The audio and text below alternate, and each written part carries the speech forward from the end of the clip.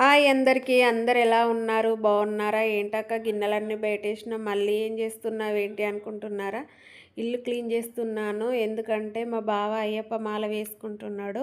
కార్తీక మాసానికి దీపావళి దసరా ఎప్పటికీ క్లీన్ చేస్తూనే ఉంటాను. కాకపోతే మళ్ళీ ఎందుకో నాకు అస్సలు నచ్చలేదు. మళ్ళీ అయ్యప్ప మాల కాబట్టి మొత్తం నీట్గా శుద్ధిగా ఉంటే బాగుంటుందనే ఉద్దేశంతో మళ్ళీ క్లీనింగ్ పెట్టుకున్నాను.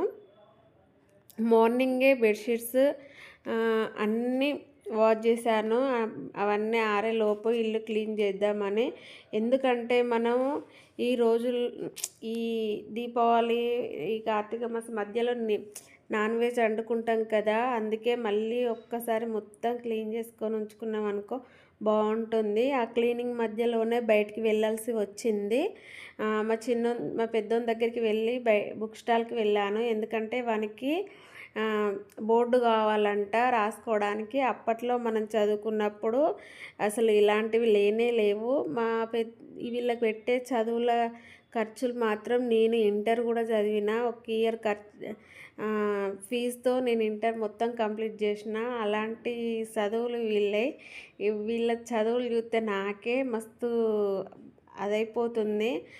అయినా అప్పటి రోజులు ఆ స్టడీ బాగుండేది. ఆ ఫీజు లేకున్నా మనం గవర్నమెంట్ స్కూల్లో చదువుకునేది కదా, ఆ స్టడీ బాగా అనిపించేది. ఇప్పుడు అన్నీ ప్రైవేట్ స్కూళ్ళు అయిపోయినాయి. వాటికి తగ్గ ఖర్చు మరీ బీభత్సంగా ఖర్చు. ఫీజులే కాకుండా మళ్ళీ ఇంకా మీదికెళ్ళి అడిషనల్గా ఎక్స్ట్రా ఖర్చులు కూడా. అప్పుడు మనం చదువుకున్నప్పుడు అయితే ఇలాంటివి ఏవీ లేవు. కానీ అప్పటి రోజులే బాగుండేది నాకు తెలిసి మాత్రం. ఆ స్కూల్ లైఫే బెటర్. మా చిన్నోడు చూడండి, ఇక్కడ అన్ని ప్రతి ఒక్కటి గిఫ్ట్స్ చాలా బాగున్నాయి. అన్నీ చూస్తూనే ఉన్నా. చిన్న చిన్న వినాయకులు, చిన్న చిన్న విగ్రహాలు ప్రతి ఒక్కటి చాలా అంటే చాలా బాగుంది. మనకు బుక్ స్టాల్ అయిపోయాక పైన ఫ్లోర్కి వెళ్ళాము. అక్కడ మొత్తం దేవునికి సంబంధించినవి, గిఫ్ట్కి సంబంధించినవి అన్నీ ఉన్నాయి అన్నట్టు. వాచ్లు కూడా బాగుండే. మనకి ఏ ఐటెం కావాలంటే ఆ ఐటెం బాగుంది. కొంచెం షూట్ చేశాను బాగుందని. మీరు కూడా ఇంతేనా?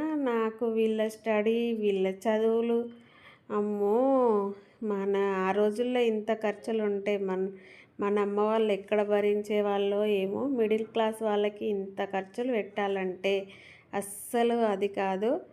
కానీ ఇప్పుడు వాళ్ళ కోసం ఏదంటే అది చేస్తున్నాం.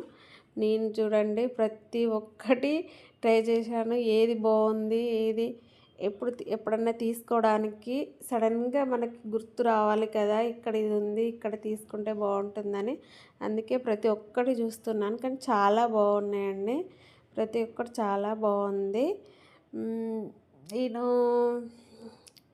చదువుకున్నప్పుడు మాత్రం ఇలాంటివి ఏమీ లేవు. మీ లైఫ్లో కూడా ఇంతేనా? మీరు ఇలానే ఎంజాయ్ చేశారా? ఎంజాయ్ చేస్తే కామెంట్ చేయండి. ఓకేనా? చాలా బాగుంది. నాకు వినాయకుడు మాత్రం చాలా బాగా నచ్చింది. ప్లీజ్ మా ఛానల్ని కొంచెం సబ్స్క్రైబ్ చేసుకోండి ఫ్రెండ్స్. ఇక్కడ చూడండి గిఫ్ట్స్, షీల్డ్ మొత్తం ఇవి మాత్రం మనం గేమ్స్ ఆడినప్పుడు, స్కూల్లో ఉన్నప్పుడు ఖోఖో, కబడ్డీ, రన్నింగ్ అన్నిటికీ ఉండే కదా. మళ్ళీ ఇంటికి వచ్చేసి గిన్నెలన్నీ క్లీన్ చేసుకున్నాను. అన్నీ క్లీన్ చేసుకొని పక్కన పెట్టాను. అది అంతా అయిపోగానే కొంచెం నా ఫేస్ మొత్తం ఇట్లా గలీజ్గా అయిపోయింది. ఏ పని అంటే అలానే ఉంటుంది కదా. ఇంట్లో పని, బయటి పని అన్నీ చేసుకోవడం ఒక దిక్కే అయిపోతుంది. కొన్ని మ్యారేజ్ వీడియోస్ వచ్చినాయి కదా, అప్పుడు కూడా మొన్ననే మా తమ్ముని మ్యారేజ్కి వెళ్ళొచ్చాము. అన్ని పనులు ఒకటే సైడ్ అయిపోతున్నాయి.